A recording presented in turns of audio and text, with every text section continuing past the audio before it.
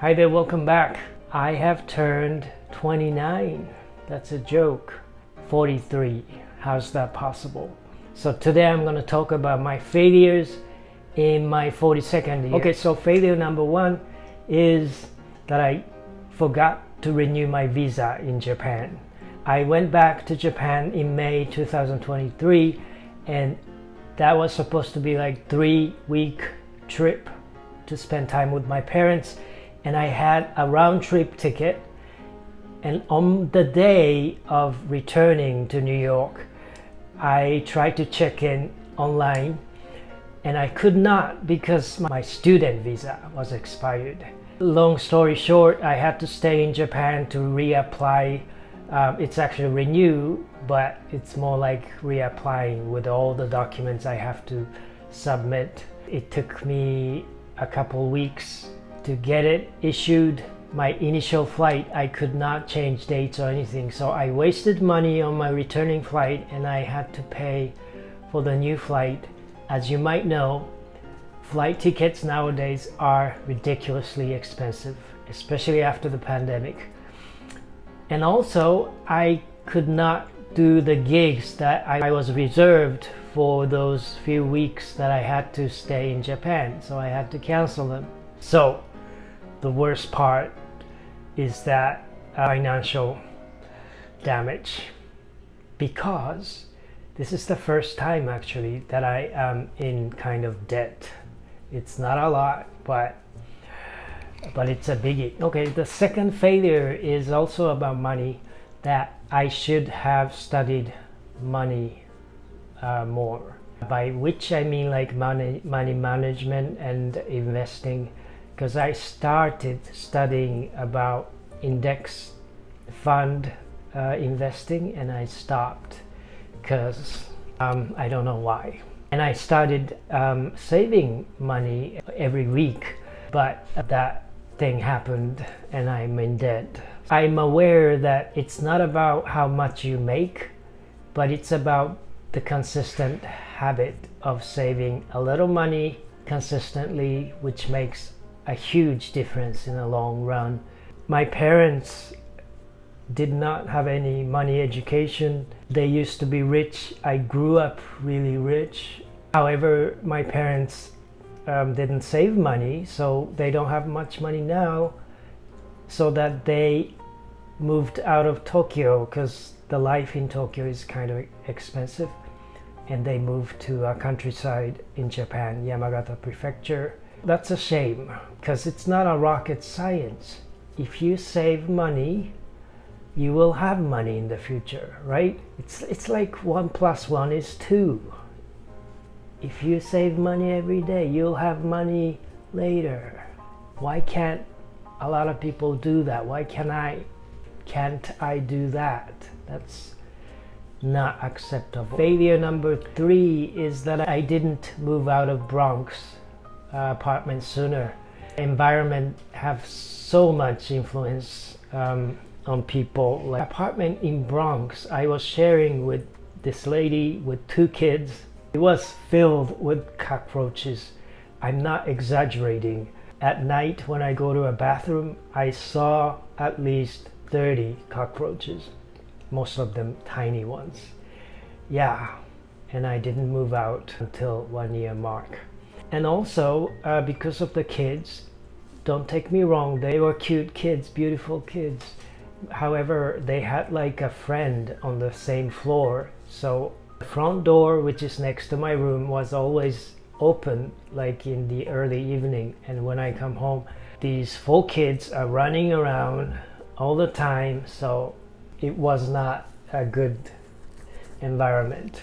Lastly, you know, Bronx is huge. I was in like a pretty north part, east part, around 174.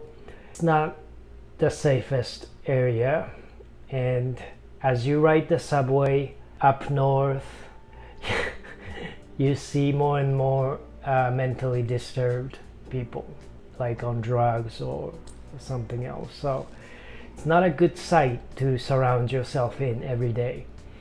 So I should have moved sooner. I moved to Woodside, Queens, which is really nice. very peaceful, and I pay like same rent. Yeah, it's a little scary how you stuck in a place because you're maybe just too lazy to change. Next, fourth failure is that I didn't work on my course, my existing course. I have an online English course for Japanese people. I made it during pandemic. I put a lot of effort and I'm proud of the content, but because it's from like 2019, most of it is out of date, and this is like, it's my first time making money from online stuff, and this has a lot of potential. So I can't blame anything but myself not to improve it my 42nd year. Besides, I was learning a video animation creation course, which is After Effects course this year. So I have a lot of ideas and skills to improve it, but I just didn't get around to it. And I have more idea of new courses, so I really should work on it. I gotta work on it. Okay, so last failures are about dance. So the first one is that I should have stretched every day. A great example, which I should have done, I hate saying should, it doesn't feel good, is that it's good to work on like split every day, side split or front split. I'm a dancer, I should be able to do it. Okay, the second one is I should have auditioned more. However, I started auditioning in my 42nd year, which is, I am so proud, but I should have done more. I auditioned for a Broadway musical, which is a biggie, which required huge courage. And actually I got, from auditioning, I got one part in a musical, The Wedding Singer. I will audition more this year. And the third one is that I should have reviewed each choreography from class. A good example would be my theater dance class, because we do a different combination from famous musical every week. I tell my English students that reviewing is the most efficient thing to improve. And I feel like this is the same for everything. I have this choreography that I know I didn't do certain parts well enough, and why don't I review? I already done it once in class.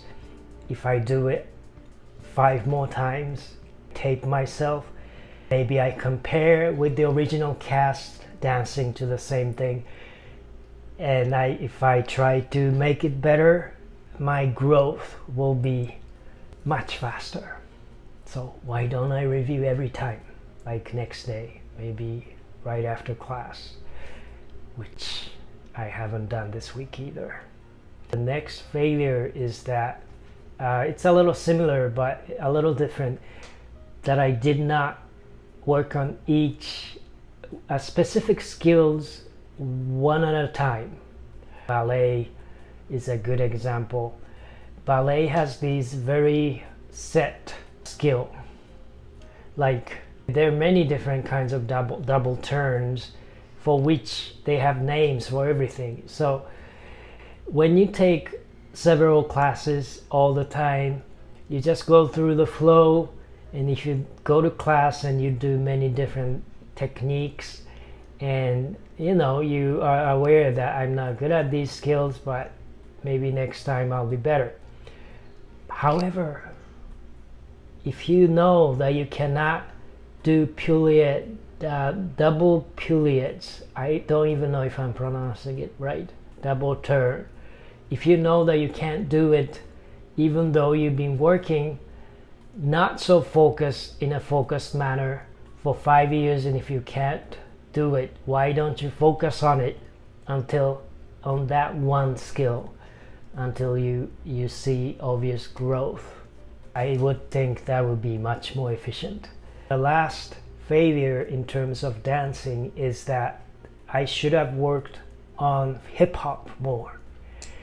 If you look at my life, I'm not very strategic person, but I'm learning to be strategic this time, and hip hop is getting mainstream. Especially young people don't know about Charleston, which used to be a big thing in musical. Of course, there will be revival all the time, but like the other day when I went to an audition which was supposed to be auditioning for Cats, but since they were looking for members for this year's season, which they will have several different productions planned. So even though it was an audition for Cats, to my surprise, the choreography we had to learn at the audition was hip hop. I feel like things are going hip hop. And only recently I feel like hip hop is cool. I never thought that way. But since I'm starting to watch Bollywood films, I feel like those Bollywood dances, which I love, most of it has the same quality as hip hop. So I will work very hard. Hip hop doesn't need good posture.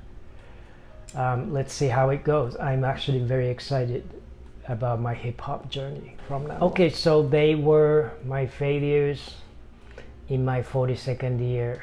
I know this video kind of suck and nobody's gonna watch, which is fine. I'm just trying to figure things out, and I feel like most of my failures are something that can be avoided by having a good habits, consistent habits. So I will come up with a way to make them fun and make a system that I can continue graciously, not only focusing on the goal, but I would like to enjoy the process. I feel like that's the only way you can keep doing those habits every day or consistently. So happy 43rd to me.